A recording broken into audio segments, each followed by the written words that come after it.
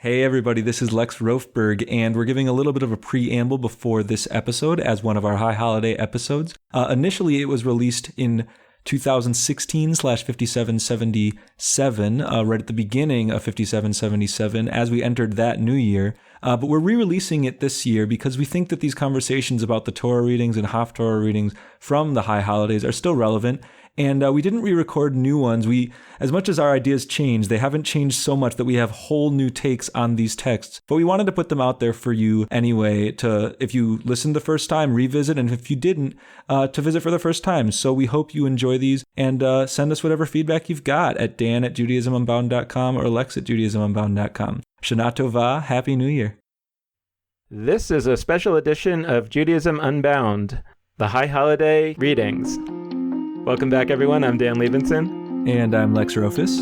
And we're here with a special edition of Judaism Unbound today that actually is putting together a number of shorter pieces that you can find on our website, www.judaismunbound.com, in our special section on the High Holidays. We're going to be talking about each of the traditional readings for the High Holidays and looking at them with a Judaism Unbound perspective to try to find a way to see whether these traditional readings can still be relevant to us today as we potentially look at these holidays in a new way.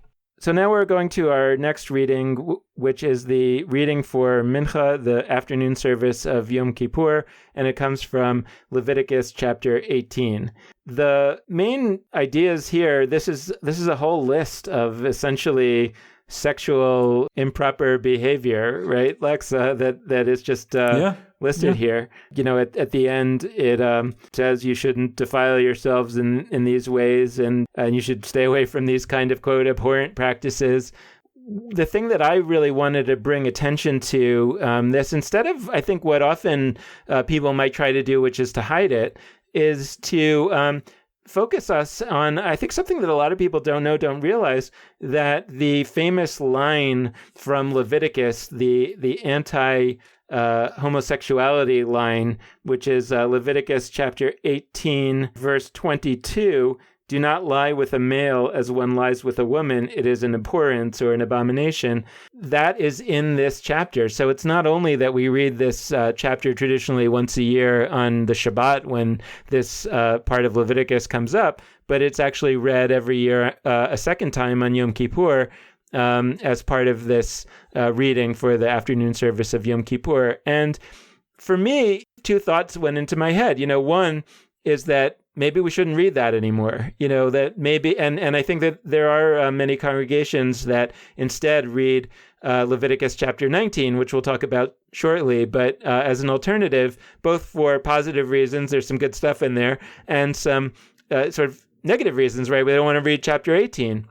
But for me, at least, the one thing that I would want to put out there as a possibility is that it's actually valuable to be confronted with, in a way, like the worst verse. I don't know if it's the worst. There's some other really bad verses in the Bible.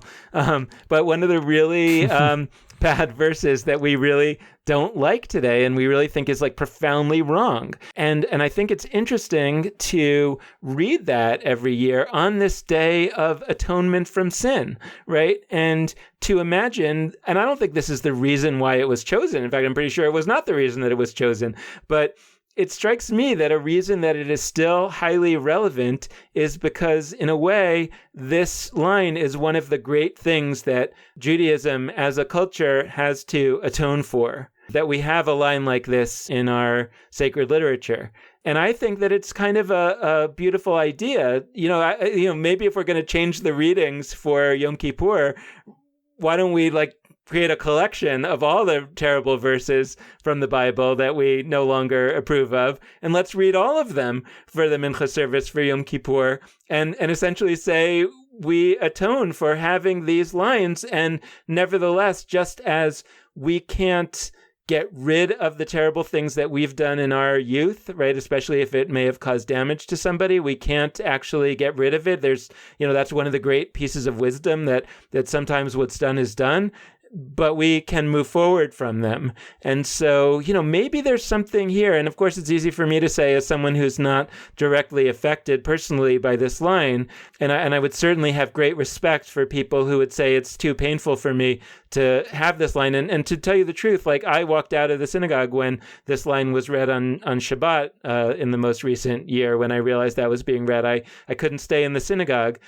But on Yom Kippur, I kind of feel like maybe I can read it in a different way and to say, I'm reading this because it is so problematic and hateful.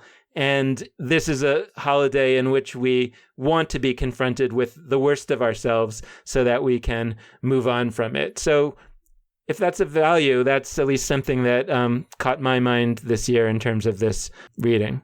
I think it gets at a really huge question, which is what it means to engage with Jewish text or religious text, or maybe some would call holy text. Like, is it that the content that we are reading should be morally supportable content, and that what we are gaining by doing this is sort of gleaning teachings from a text that are good? If that's the case, then I'm really uncomfortable doing that exercise with chapter 18, because I think that it's not morally good. And entering into a relationship with this text where the idea is I am moving myself forward as a person through what this text is teaching me and the way I would learn from a teacher, like I'm not comfortable with that. If what makes a text special or worthwhile is that regardless of whether you agree with it or not, it can deepen your relationship with the world. It can cause you to be a better version of you. Then I think engaging with this text is really important, especially on Yom Kippur, for all the reasons you said. And I often talk to people about my own relationship with various texts in Judaism.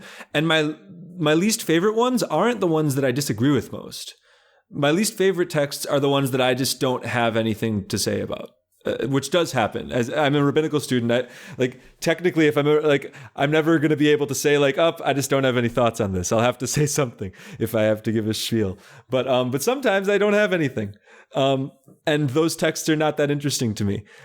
When I really hate a text, this text has directly been used to deeply injure people that I care about. That text, I don't see, to me, I can engage with that and grow through it in a way that some neutral text I couldn't. And because I don't come into the relationship with this text with the assumption that I'm going to like it in terms of what it's saying. So I do agree with you that engaging with chapter 18 is a worthwhile and important exercise. That said, for those who do opt for chapter 19, or whose custom it's been to do that for whatever reason, we wanted to give a little bit of an addendum related to that chapter. That's what people often will do if they don't read chapter 18 in their community. The Reform movement has that as their custom, and many Reconstructionist congregations also. And chapter 19 is where we have one of the most famous statements in the Torah, which is love your neighbor as yourself. Ve'ahavta l'reacha kamocha. And I think that it's almost too obvious how relevant. I don't feel like I'm saying anything too insightful when I say that on Yom Kippur, this can be a valuable text to look at. Maybe that's why it was chosen as the alternate to chapter 18, is that really it dovetails incredibly well, because on Yom Kippur, we are in the midst of this exercise of thinking very deeply about ourselves and where we have failed. And if we are able to forgive ourselves on that front, and we accept the premise that we love our neighbors as ourselves, then as a result, as a corollary, we would therefore be able to forgive our neighbors. One thing that I just want to go back and talk about in terms of 18 is that line about same-sex relationships. I want to note that it can also be reinterpreted in ways that and has been in ways that maybe don't make it mean what it appears to mean, and I have great respect for that. And there's also a school of thought that says certain kinds of lines can be removed from the Torah. Even the Talmud gives permission for that in certain extreme cases.